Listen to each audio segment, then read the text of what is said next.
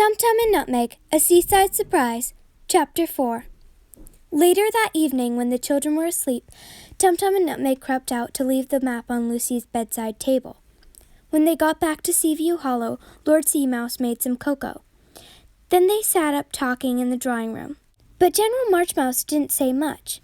He had decided that as soon as the others went to bed, he would sneak out and steal the map back.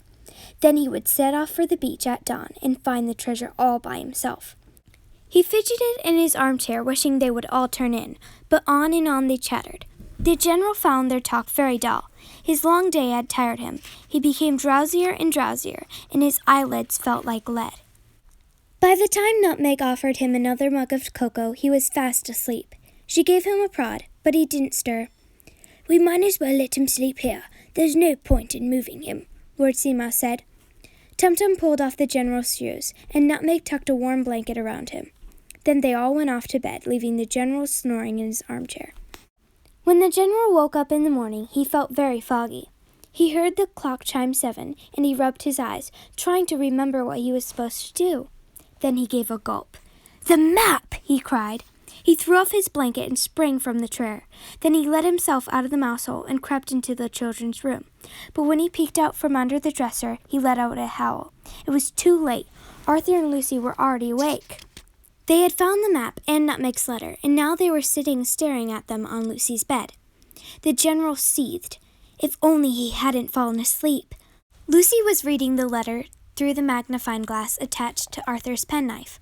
"Oh, hurry, what does it say?" Aurthor said impatiently. Lucy held it up to her face and read it out loud. "Dear Aurthor and Lucy, you will have noticed that there is a big dollhouse in your bedroom, but you would never guess what a mysterious tale it has to tell. For it isn't really a dollhouse. It is the home of a very important creature called Lord Seamouse. But one day, all of a sudden, Lord Seamouse's beautiful treasures were stolen by a gang of thieves. He was quite heartbroken, and since he no longer had a bed to sleep in, he had to move out. But now, my dears, you might be able to help. Attached to this letter you will find a map of the beach in front of Smuggler's Keep. Be sure to take good care of it, for this map is very special. It is a treasure map, showing where all the treasures from the dollhouse are hidden. If you follow the map, you will be able to find them and put everything back in place. Love, Nutmeg. P.S. Say nothing of this to Uncle Jeremy. We don't want any grown-ups interfering in our adventure." The children were astonished. "What sort of creature do you think Lord Seamouse is?" Lucy asked. "I don't know," Aurthor said. "And if he's half as secretive as Nutmeg, then we won't be seeing much of him." Lucy frowned. It was true. Nutmeg never appeared, but she was longing to know more about this mysterious-sounding Lord Seamouse. "With a name like that, maybe he's a mouse," she said. "Don't be silly," Aurthor said. "Mice don't have titles. Now come on, let's hurry up and find this treasure." They quickly got dressed and had breakfast, and then they set out. "Stay in front of the house where I can see you, and don't go climbing any rocks," Mrs. Blythe fussed. "We won't," they replied, hurtling out the front door. They crossed the lane and ran down the steps to the beach. It was a very small beach, about the size of a tennis court, and this morning there was no one else there. There were just some rowboats propped up against the wall, and 3 canoes lying upside down in the sand. On one side of the beach there was a little harbor full of fishing boats, and on the other side there was a line of tall black rocks snaking down to the sea. The children shaded their eyes, for it was already hot, and the sun was making the sand glare. Aurthor pulled out the map, and they tried to work out what was what, but the drawing was so small that the lines just looked like squiggles. Lucy had to have a long look through the magnifying glass before she could make any sense out of it. "I've got it," she said finally. Then she held out the map so Aurthor could see, and pointed each thing out. "There's the sea, and that's the harbor wall, and these shapes must be those big rocks over there. And the cross is on the biggest rock. So that must be where the treasure's hidden. Come on, we'll find it out in no time." "Hang on," Aurthor said.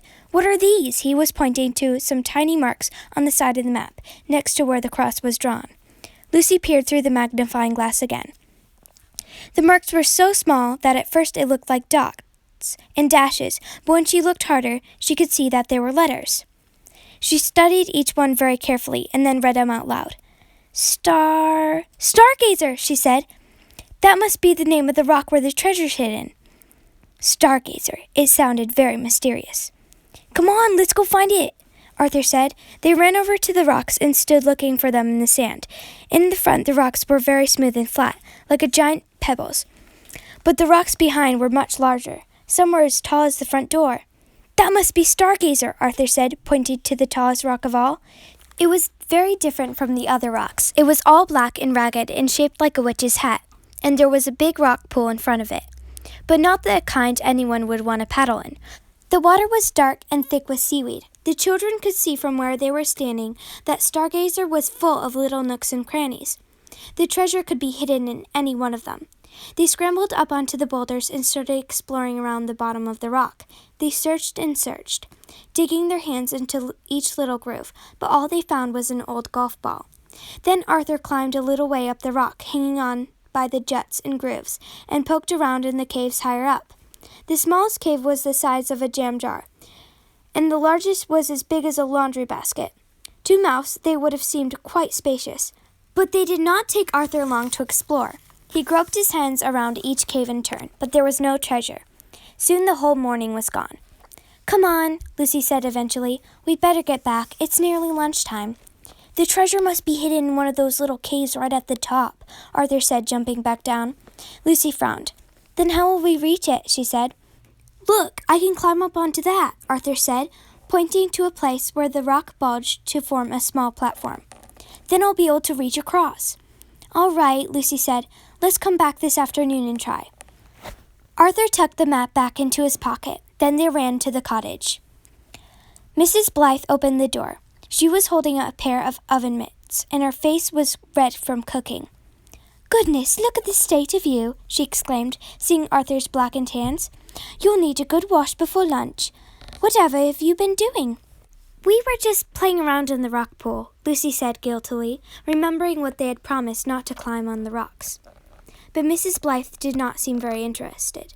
Hurry up, dears, lunch is ready, she said, bustling back into the kitchen. The children ran to the bathroom to wash. Don't let Uncle Jeremy see the map, Lucy whispered. Of course I won't, Aurthor said, patting his pocket. I'm not that stupid. But little did he know, there was danger lurking. As the children walked into the dining room, General Marchmouse, dressed in his green summer uniform, was hiding under the sideboard, following their every move. He watched as Aurthor sat down into the chair closest to him, and he saw him reach a hand into his pocket to check that the map was still there. Aha, the general thought. He waited until Mrs. Blythe had gone into the kitchen. Then he sprang out from his hiding place and shot up Arthur's leg like a bullet. Aurthor felt something tickling him, and he darted his hand to his pocket. But the general had already snatched the map in his paws and leapt to the floor. Uncle Jeremy, who was sitting at the opposite side of the table, was suddenly aware of something flashing across the carpet toward the door. He put down his fork and frowned. It looked like a mouse. In fact, he could have sworn it was a mouse, but it was green. He assumed his eyes must be playing tricks on him, and he took off his spectacles and gave them a good polish. The general moved so fast that the children, who were facing the other way, didn't see him at all. But Aurthor was rummaging in his pocket. Then he turned to Lucy, looking very pale. The map, he whispered. It's gone. And that is the end of Chapter 4.